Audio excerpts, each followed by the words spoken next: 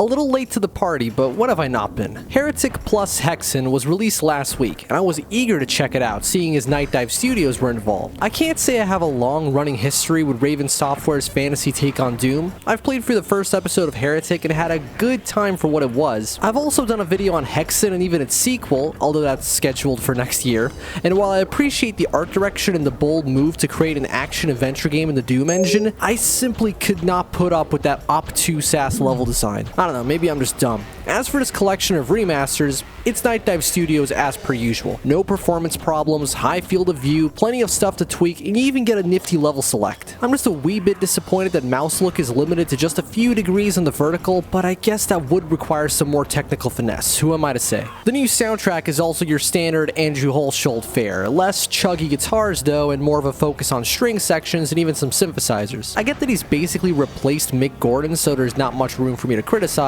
but does he really have to use the same kick and snare sample in every song he makes? Other than that, I'm not familiar enough with the original soundtracks to both Hexen or Heretic to do my usual music nerd dissection, but everything sounds good. Now for the reason I'm writing this video. Vistages of Grandeur. This is one of the two new campaigns to this remaster package, and can I just say I've been loving this trend of updated re-releases with new content. Not only is it a great reason to come back to an old game, but it gives us a great look into how game design has changed over the last 30 years. Just by playing these two, but specifically Hexen's new campaign, you can really tell how much developers have learned over the years. Vistages of Grandeur is a relatively successful attempt at streamlining Hexen and turning it into a far more straightforward shooter experience. While I have yet to complete it as of this video, since I'm just really excited to write it, I have made monumental progress entirely on my own compared to the original Hexen. I may not be very good with anything other than running in a straight line, but I was able to collect all of the MacGuffins for what I assume is the first section of the game. Just like the original Hexen, you start out in a central hub area and then use red portals to access new locations which contain items that you need to progress. Along the way, you'll be engaging enemies in the id Software fashion. You get a choice of 3 character classes: Fighter, Cleric, and Mage. I spent the majority of my time as the Cleric since I enjoy his balanced nature, although each of the 3 is about the same in terms of viability, at least on the medium difficulty setting. You'll be picking up various weapons which run on blue and green mana, and you've also got a last resort melee weapon. You can really tell that Vistages of Grandeur tries its absolute best to keep the player from getting bored. Hexen was originally a game that favored exploration and puzzle solving over combat, but here, there's not a doubt in my mind that one of the main goals during development was to make it more action-packed. There's tons more enemies, you get a shit ton of ammo, and puzzle solving is not as prominent. You'll definitely still have to pay attention to the items you pick up and where you might have to use them, but the difference between Vistages and OG Hexen is night and day, much like the presentation.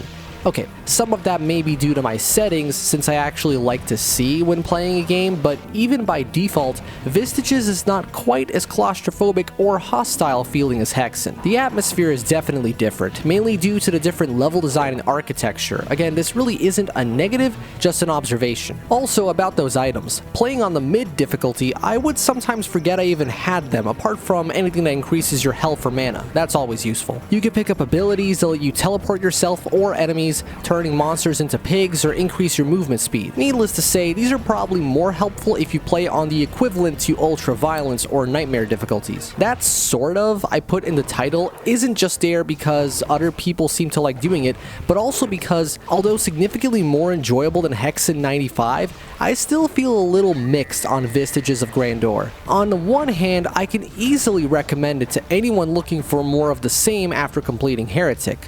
On the other, I can easily recommend it to anyone looking for more Heretic.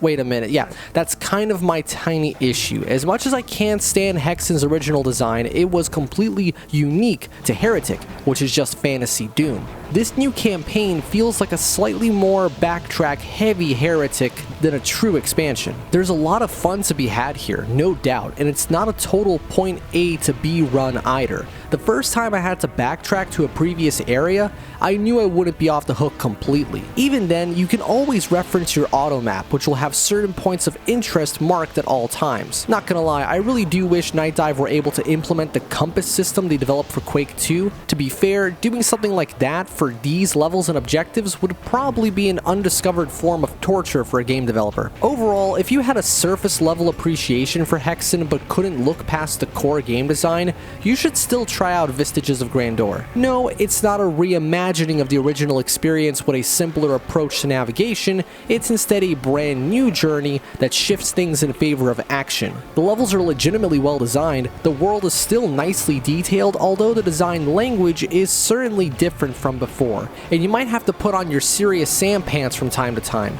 What's up with Nightdive's new campaigns and enemy hordes? Anyway, if you just want Doom, but in a fantasy setting, stick with Heretic and its own additional content. Faith Renewed is a natural continuation in terms of difficulty and complexity from what Heretic originally offered. Seriously, it gets challenging early on, but remains well designed across the board. I'll have to spend a bit more time with it to say, but I think I like both of these new campaigns better than Legacy of Rust. I have no idea if that's an unpopular opinion or not. Be sure to subscribe and support the show in the description below.